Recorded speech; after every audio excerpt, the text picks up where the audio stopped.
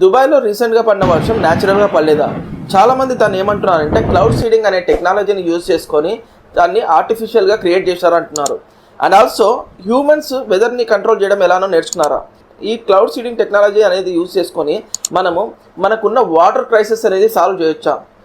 ఫ్రాన్స్లో ఒక కంపెనీ ఈ క్లౌడ్ సీడింగ్ సర్వీసెస్ని ఆఫర్ చేస్తుంది. మీకు ఇష్టం వచ్చిన రోజు ఇష్టం వచ్చిన ప్లేస్లో వర్షం పడేలా చేయొచ్చు అండ్ పడకుండా ఉండేలా కూడా చేయొచ్చు. జస్ట్ మీ కాడ ₹1,00,00,000 ఉంటే సరిపోతుంది. చాలా దేశాలు ఈ క్లౌడ్ సీడింగ్ టెక్నాలజీని వివిధ రకాలుగా యూజ్ చేసింది. అవేంటో కూడా తెలుసుకుందాం. So let's get into the video. Hi guys, ఈ క్లౌడ్ సీడింగ్ ప్రాసెస్ని ఫస్ట్ యూజ్ చేసింది అమెరికా. అది కూడా ఒక బ్యాడ్ వేలో.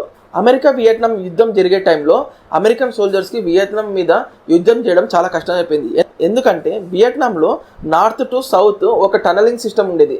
దాని పేరే హోచిమెంట్ రైల్. ఆ హోచిమెంట్ రైల్లో మిలిటరీ ట్రూప్స్ కానీ సప్లైస్ కానీ చాలా మటుకు యాక్టివిటీస్ అనేది ఆ టనలింగ్ సిస్టంలోనే జరిగేదన్నమాట. ఎలా ఉండేదంటే అది ఒక హండ్రెడ్స్ ఆఫ్ కిలోమీటర్స్లో స్ప్రెడ్ అయి ఉండేది. North Vietnam to south Vietnam వరకు ఉండేదన్నమాట. ఆ టనలింగ్ సిస్టమ్ ద్వారా వియత్నాం సోల్జర్స్కు అమెరికన్ సోల్జర్స్ని డిఫీట్ చేయడం చాలా ఈజీ అయిపోయిందన్నమాట. ఎందుకంటే వాళ్ళు ఎక్కడ పడితే అక్కడ అన్ప్రిడిక్టబుల్ ప్లేసెస్లో వీళ్ళు ఓపెనింగ్స్ అనేది క్లోజెస్ అనేది పెట్టుకున్నారన్నమాట ఈ టనల్స్కి.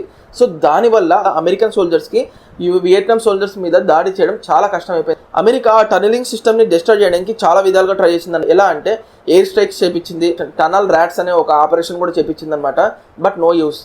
అమెరికా చేసిన ఆపరేషన్స్ అన్ని ఫెయిల్ కావడంతో 1967లో అమెరికా ఒక సీక్రెట్ మిషన్ అనేది లాంచ్ చేసింది. హైలీ కాన్ఫిడెన్షియల్ మిషన్ అనమాట. అది ఆపరేషన్ పపాయ్. అంటే ఈ క్లౌడ్ సీడింగ్ టెక్నాలజీ యూజ్ చేసుకొని వియత్నాం మీద అమెరికా 5 years వరకు వాళ్ళకి కావాల్సిన ప్లేసెస్లో కావాల్సిన చోట్ల వాళ్ళు ఈ మాన్సూన్ సీజన్ అనేది ఎక్స్టెండ్ చేసిందనమాట. దానివల్ల ఏం జరిగిందంటే మిలిటరీ ట్రూప్స్ కానీ సప్లైస్ కానీ చాలా ఇబ్బంది అయింది వియత్నాంలో. దీని ద్వారా అమెరికాకు వియత్నాం మీద 60% విన్నింగ్ ఛాన్స్ అనేది పెరిగింది. సో చాలామంది ప్రజలు దీని గురించి ప్రొటెస్ట్ చేశారు. ఎందుకంటే ఒక వెదర్ని ఒక వెపన్ లాగా వాడకూడదని చెప్పేసి చాలామంది ప్రజలు ప్రొటెస్ట్ చేయడంతో అమెరికా ఈ మిషన్ని స్టాప్ చేసింది 1972లో. మీకు ఇంకోటి తెలుసా? అప్పటి నుంచి ఇప్పుడు వరకు ఎప్పుడు ఈ క్లౌడ్ సీడింగ్ టెక్నాలజీ అనేది చెడు పర్పస్కి యూజ్ చేయాలి. ఈ క్లౌడ్ సీడింగ్ టెక్నాలజీని తర్వాత చాలా కంట్రీస్ యూజ్ చేశాయి అన్నమాట. థాయిలాండ్ కానీ చైనా కానీ ఇంక్లూడింగ్ ఇండియా కానీ ఆస్ట్రేలియా కానీ చాలా దేశాలు యూజ్ చేశాయి. ఇండియా ఈ క్లౌడ్ సీడింగ్ టెక్నాలజీని ఎప్పుడెప్పుడు యూజ్ చేసినారంటే 1983, 84, 87లో కూడా యూజ్ చేశారు. తమిళనాడు గవర్నమెంట్ వచ్చేసి 1993లో అండ్ 94లో కూడా యూజ్ చేశారనమాట.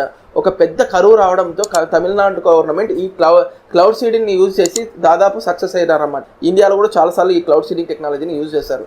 ఈ క్లౌడ్ సీడింగ్ టెక్నాలజీని ఏ దేశం ఎంత బాగా యూజ్ చేసింది అని చెప్పుకోవాలనుకుంటే ఫస్ట్ అమెరికా అండ్ చైనానే వస్తారనమాట. ఈ క్లౌడ్ సీడింగ్ టెక్నాలజీని చైనాలో కూడా యూజ్ చేశారు. అది డిఫరెంట్ పర్పస్కి.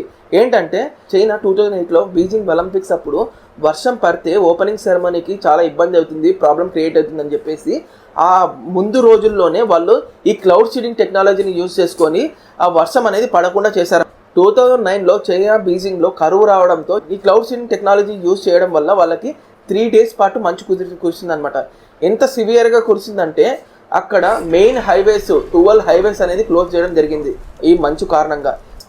1946 అమెరికాలో డాక్టర్ విన్సెంట్ అనే కెమిస్ట్ ఒక ఎక్స్పెరిమెంట్ చేస్తున్నాడు. దాని పేరే ice and rain prevention from air crafts అనేసి ఒక ఎక్స్పెరిమెంట్ చేస్తుండగా యాక్సిడెంటల్గా ఈ క్లౌడ్ సీడింగ్ టెక్నాలజీ అనేది కనుక్కున్నాడు. ఎలా అంటే తను ఒక ఐస్ బాక్స్ని అబ్జర్వ్ చేస్తుండగా తను శ్వాస తీసుకొని వదిలే టైంలో తన శ్వాస అనేది వాటర్ వేపర్ రూపంలో మారిందనమాట అక్కడ ఉన్న కోల్డ్నెస్కి. సో దాని ద్వారా ఇతను క్లౌడ్ సీడింగ్ టెక్నాలజీ అని కనుక్కున్నాడు అనమాట. 13th November 1946లో అదే ఇయర్లో ఒక ఎయిర్ క్రాఫ్ట్లో 2.5 kilo డ్రై ఐస్ అనేది తీసుకొని వెళ్ళి న్యూయార్క్కి దగ్గరలో ఉన్న మౌంట్ గ్రేలాక్ అనే ప్రదేశంలో ఒక మేఘాల మీద ఈ క్రష్డ్ డ్రై ఐస్ అనేది చల్లినాడు అనమాట. దానితో అక్కడ క్లైమేట్ అనేది బీభత్సంగా చేంజ్ అయిపోయి వర్షం అనేది వెంటనే పడింది అనమాట, భారీ వర్షం. ఈ క్లౌడ్ సీడింగ్ టెక్నాలజీ అంటే ఏంటో తెలుసుకునే ముందు ఫస్ట్ మనము ఈ క్లౌడ్స్ అనేది ఎలా ఫామ్ అవుతాయి, మేఘాలు అనేది ఎలా ఫామ్ అవుతాయి, దాంట్లో నుంచి వర్షం అనేది ఎలా పడుతుంది అది తెలుసుకుంటే ఈ ఎక్స్పెరిమెంట్ అనేది అర్థం చేసుకోవడానికి చాలా క్లియర్గా ఉంటుందన్నమాట. మీలో చాలా మందికి తెలిసే ఉండొచ్చు వాటర్ వేపర్ ద్వారా క్లౌడ్ అనేది తయారవుతుంది అని చెప్పేసి. మేఘాలు అనేది ఎలా ఫామ్ అవుతాయంటే వాటర్ వేపర్ అనేది ఎయిర్లో ఎంత హయ్యర్ ఆల్టిట్యూడ్లోకి వెళ్ళే కొద్దీ అక్కడున్న లోయర్ టెంపరేచర్ వల్ల ఆ వాటర్ వేపర్ అనేది వాటర్ డ్రాప్లెట్స్ అంటే నీటి బిందువుల రూపంలోకి మారుతుందన్నమాట. అంటే నేను ఒక క్లియర్ ఎగ్జాంపుల్ చెప్తాను చూడండి. ఇప్పుడు హిమాలయాస్, మౌంట్ ఎవరెస్ట్ ఉంటాయి కదా, అక్కడున్న హైట్కి అక్కడున్న లోయర్ టెంపరేచర్ వల్ల హిమాలయాస్ కొండల చుట్టూ అంతా మంచు అనేది కప్పుకొని ఉంటుంది. బెస్ట్ ఎగ్జాంపుల్ చెప్తాను చూడండి, ఊటీ, కొడైకెనాల్, తర్వాత అరకు అనేటివన్నీ ఎందుకు అంత కోల్డ్ ప్లేసెస్ లా ఉంటాయంటే అవి ఒక హయ్యర్ ఆల్టిట్యూడ్లో ఉంటాయి అనమాట. దాని ద్వారా అక్కడ ఉన్న టెంపరేచర్ అనేది కోల్డ్గా ఉంటుంది. సో మీకు ఇప్పుడు అర్థమైంది కదా. ఇప్పుడు ఈ వాటర్ వేపర్ అనేది హయ్యర్ ఆల్టిట్యూడ్లోకి వెళ్ళే కొద్దీ అది వాటర్ డ్రాప్లెట్స్ రూపంలో మారుతుంది, అంటే నీటి బిందువుల రూపంలో మారుతుంది. అప్పుడు మారినప్పుడు ఒకదానికి ఒకటి కొలైడ్ అయ్యి ఆర్ అదర్వైజ్ ఒక డస్ట్తో కొలైడ్ అయిపోయి అంటే జాయిన్ అయ్యి అది పెద్దగా అవుతుంది అనమాట. దాని ద్వారా ఒక క్లౌడ్ షేప్ అనేది ఫామ్ అవుతుంది. మనకి క్లౌడ్స్ అనేది 2 టైప్స్లో ఉంటుంది అనమాట. ఇప్పుడు చెప్పుకున్నట్టు వాటర్ డ్రాప్లెట్స్ రూపంలో ఒకటి ఉంటుంది అండ్ ఐస్ క్రిస్టల్ రూపంలో ఉంటుంది. ఐస్ క్రిస్టల్ రూపంలో ఉండే దాని గురించి నేను క్లియర్గా ఎక్స్ప్లెయిన్ చేస్తాను చూడండి. ఆ డ్రాప్లెట్స్ అనేది కొన్నిసార్లు ఒకదాంతో ఒకటి కొలైడ్ కాకుండా అట్లే ఇంకా హయ్యర్ ఆల్టిట్యూడ్లోకి, అంటే ఇప్పుడున్న ఆల్టిట్యూడ్లో కన్నా ఇంకా హయ్యర్ ఆల్టిట్యూడ్లోకి వెళ్ళే కొద్దీ అవి ఫ్రీజింగ్ అయిపోతాయి అనమాట. ఫ్రీజింగ్ అయిపోవడంతో అవి ఎట్లా ఉంటాయంటే ఐస్ క్రిస్టల్స్ రూపంలో మారుతాయి. ఆ వాటర్ డ్రాప్లెట్స్, ఈ వాటర్ వేపర్ అనేది వాటర్ డ్రాప్లెట్స్ రూపంలో మారి ఆ డ్రాప్లెట్స్ అనేది ఇంకా హయ్యర్ ఆల్టిట్యూడ్లోకి వెళ్ళే కొద్దీ అవి ఐస్ క్రిస్టల్ రూపంలో మారుతాయి అనమాట. చిన్న ఐస్ క్రిస్టల్ రూపంలో మారుతాయి. అప్పుడు మనము అవి హెవీ అయిపోతాయి అనమాట. అవి అక్కడ జాయిన్ అయిపోయి ఒకదానికొకటి జాయిన్ అయిపోయి అక్కడ హెవీ అయిపోయినప్పుడు మనకేమవుతుందంటే వర్షం అనేది వడగండ్ల రూపంలో పడుతుంది. మీరు ఒకసారి అబ్జర్వ్ చేసింటే మీకు కూడా ఐడియా ఉంటుంది. మనకి భూమికి దగ్గరలో ఉన్న క్లౌడ్స్ మంచి షేప్లో ఉంటాయి అనమాట, ఒక సటన్ షేప్లో ఉంటాయి. మనకి రెండో దాని గురించి చెప్తున్నాం కదా, ఐస్ క్రిస్టల్ క్లౌడ్స్ అనేది దూరంగా భూమికి చాలా దూరంగా కొన్ని సటన్ షేప్ లేకుండా ఒక బౌండరీ లేకుండా ఉంటాయి. మీరు ఈ క్లౌడ్స్కి ఆ క్లౌడ్స్కి తేడా చూస్తారు. ఈ వాటర్ వేపర్ అనేది వాటర్ డ్రాప్లెట్స్ రూపంలో మారి ఒకదానికి ఒకటి కొలైడ్ అయిపోయి కండెన్సేషన్ జరిగిన తర్వాత అవి ఓవర్ వెయిట్ గెయిన్ అయిపోయి అక్కడ నుంచి కిందికి పడతాయి అనమాట. కిందికి పడేయడంలో అది వర్షంలాగా పడుతుంది. కోల్డ్గా ఉండే ప్లేసెస్లో మనకి స్నోలాగా పడుతుంది, హాట్గా ఉండే ప్లేసెస్లో మనకి వర్షం రూపంలో పడుతుంది అనమాట.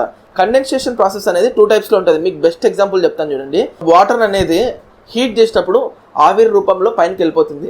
అదే మనము ఏసీలో చూసుకున్నప్పుడు అనుకో, గాల్లో ఉన్న తేమని అబ్జర్వ్ చేసుకొని వాటర్ని రప్పించుకొని వాటర్ని రిలీజ్ చేసి మనకి ఎయిర్ అనేది మనకి ఫ్లోటింగ్ ఇస్తుంది. వాటర్ వేపర్ని మనం వాటర్ లాగా మారుస్తున్నాం అండ్ వాటర్ని కూడా మనం వాటర్ వేపర్ రూపంలో కూడా మారుస్తున్నాం అనమాట. ఇది కండెన్సేషన్. ఈ కండెన్సేషన్ జరగడం వల్ల మనకి వర్షం అనేది పడుతుంది. ఈ క్లౌడ్ సీడింగ్ టెక్నాలజీ అనేది ఫస్ట్ కనుక్కున్నప్పుడు 1946లో ఇది ఏం చేశారంటే వాళ్ళు బెస్ట్ వేకి అక్కడున్న డ్రై ఐస్ తీసుకుపోయి ఆడ మేఘాల మీద చల్లడంతో అవి కండెన్సేషన్ జరిగి వర్షం అనేది కురిచింది. తర్వాత రాంగ వాళ్ళు ఏం చేశారంటే ఈ కండెన్సేషన్ ప్రాసెస్కి సిల్వర్ అయోడైడ్ తీసుకున్నారు. ఆ సిల్వర్ అయోడైడ్ అంటే ఏంటంటే వాటర్ వేపర్ని బాగా అబ్జర్వ్ చేసుకుంటుంది. అబ్జర్వ్ చేసుకొని ఆ కండెన్సేషన్ ప్రాసెస్ అనేది స్పీడప్ చేసి మనకి వర్షం అనేది త్వరగా పడేలా చేస్తుంది. సో మీకు ఇది ఇంతవరకు అర్థమైందని అనుకుంటున్నాను. ఫస్ట్ ఆఫ్ ఆల్ ఈ క్లౌడ్ సీడింగ్ టెక్నాలజీ అనేది ఎలా వర్క్ అవుతుందో చెప్తాను చూడండి.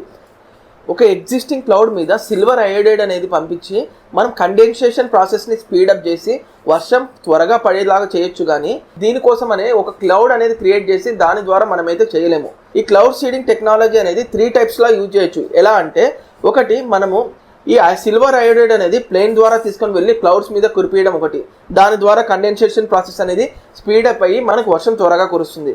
అండ్ ఇంకో ప్రాసెస్ ఏంటంటే మనం గ్రౌండ్ నుండే ఎయిర్లోకి రాకెట్స్ ద్వారా సిల్వర్ అయోడైడ్ అనేది పంపించేసి బ్లాస్ట్ చేయించడంతో అక్కడ ఉన్న కండెన్సేషన్ ప్రాసెస్ అనేది స్టార్ట్ అయ్యి అప్పుడు వాన అనేది పడుతుంది. థర్డ్ ప్రాసెస్ ఏంటంటే కింది నుంచే మనం పెద్ద మిషన్స్ యూజ్ చేసుకొని సిల్వర్ అయోడైడ్ అనేది గాల్లోకి పంపించడంతో అక్కడ ఉన్న మేఘాల ద్వారా కండెన్సేషన్ ప్రాసెస్ అనేది స్పీడప్ అయ్యి మనకు వర్షం అనేది త్వరగా కురుస్తుంది. ఈ 3 ప్రాసెస్ అనేది వర్కింగ్లో ఉన్నాయి ఇప్పుడు. దుబాయ్లో వర్షం అనేది ఆర్టిఫిషియల్గా వీళ్ళు చెప్పించుకుంటారు. దుబాయ్లో వర్షం పడేది చాలా రేర్. సో దానివల్ల వాళ్ళు ఈ క్లౌడ్ సీడింగ్ టెక్నాలజీని యూజ్ చేసి ఈ వర్షాన్ని అనేది రప్పించుకుంటారు.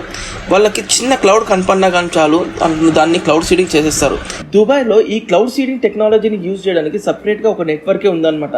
దాని పేరు వచ్చేసి నేషనల్ సెంటర్ ఆఫ్ మెటీరియాలజీ. ఆ సెంటర్లో చాలా మంది ఎక్స్పర్ట్స్ స్కైని అబ్జర్వ్ చేస్తుంటారు.